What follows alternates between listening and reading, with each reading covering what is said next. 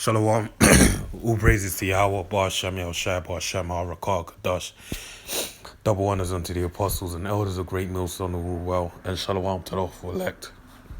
Alright, this video, the title will be made when it's uploaded, but I'm going to delve right into this. Alright, it's 2 Timothy 2 and 3, and I'm going to read verse 4 as well. So it reads, Thou therefore endure hardness as a good soldier of Yahweh Shai and Mashiach. No man that warreth entangleth himself with the affairs of this life, that he may please him who have chosen him to be a soldier. Alright, so I'm going to read it again. I'm going to break it down.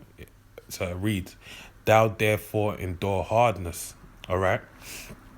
So, what hardness are we to endure? Alright. Basically, when Paul also speaks of in Acts 14 and 22, that the saints through great tribulation, which is what the hardness will receive, and why we're going to receive hardness, as it tells you in Acts 14:22, it says, through great tribulation, the saints exhorted the saints through that through great tribulation they shall enter the kingdom of heaven. So we're going to go through great tribulation, trials and tribulations, for the sake of the entrance into the kingdom of heaven. All right? And that's the reason why that's going to happen. All right? As a good soldier of Yahweh Shai and Mashiach.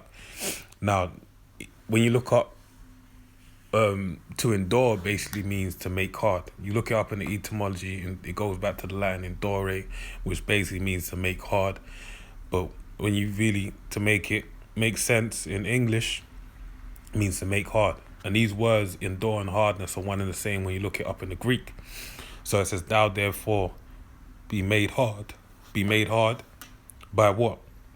Going through a manifold of temptations, all right? The furnace, the baptism of Yahweh Shai, all right? Basically through the furnace of affliction spoke of in the book of Sirach, the 2nd chapter, okay? As a good soldier of Yahweh Shai and Mashiach. And the word soldier is even akin to the word endure, all right?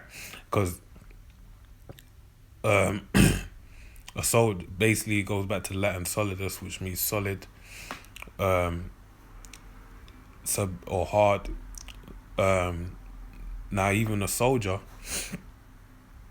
basically is made hard by what? They go through boot camp, all right, and then they enter into warfare. They go through they put their senior officers that oversee them, put them through their paces to prepare them for warfare, okay? So it's the same thing for us, all right? But the point I was going to say, that's why you have the word GI, all right, going to the American military, which basically originally comes from the word galvanized iron.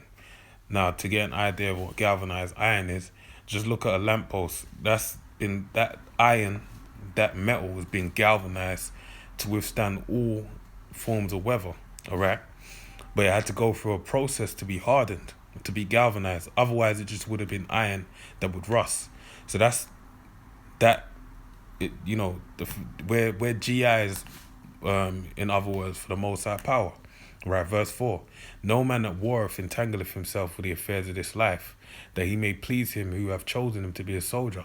And a good example, a good way to visualize what's being said here is by the movie Dead Presidents, all right?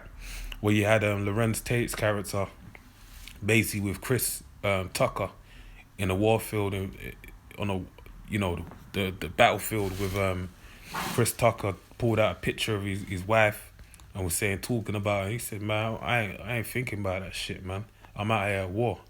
My whole thing is I'm trying to survive. He's living in the moment, basically. And that's what we're to do, all right? And that's why Paul even said in 1 Corinthians the 7th chapter that a man that has a woman thinks of ways to please his woman, all right? But if you burn, you burn, all right? But ultimately, that's our mind has to be, seek ye the kingdom of heaven, and all things shall be added unto you, all right? So I want to give an example of, ultimately, this whole process is something that the Most High Power, Yahweh Shem Yahweh Shai, basically appoints to the men that were chosen to be a soldier unto him, all right? And I'm going to show you an example. So this is Judges, the 3rd chapter, and it reads, all right? Judges 3 and 1. Now, these are the nations which the Lord left to prove Israel by them, all right? To prove, basically to test, okay? Because experience, basically wisdom comes through experience, all right? You have the Lord gave the knowledge being the word, but then how you become wise is through experience, all right? And experience basically is the same as experiment, which basically is the same as proving. So the proving of Israel was done by what? Just going back with this point, the reason why it was like this is because Joshua was sent to conquer the land, but wasn't able to conquer all the different nations that was there. They left, that's how you had the Philistines there, all right? They were a nation of people that didn't get wiped out by Joshua in that time, so that they were left as thorns in the side of Israel, really for the sake of what? Proving them, okay? To see if they'll worship the Heavenly Father at all costs, and to establish their faith, basically. So when we were reading on, even as many of Israel had not known all the wars of Canaan. And this was done so because basically Israel got soft, all right? Because they didn't know about the wars of Canaan. They weren't battle ready, basically. So the Most High left them there to prove them, to get them ready onto the battle. Only that the generations of the children of Israel might know, to teach them war, and it's lucky at the least such as before knew nothing thereof. All right, so he's saying that his nation, Israel, Yasha Allah, he is a prince of the power, to Zion, the monument of the Heavenly Father, basically wasn't fulfilling that role.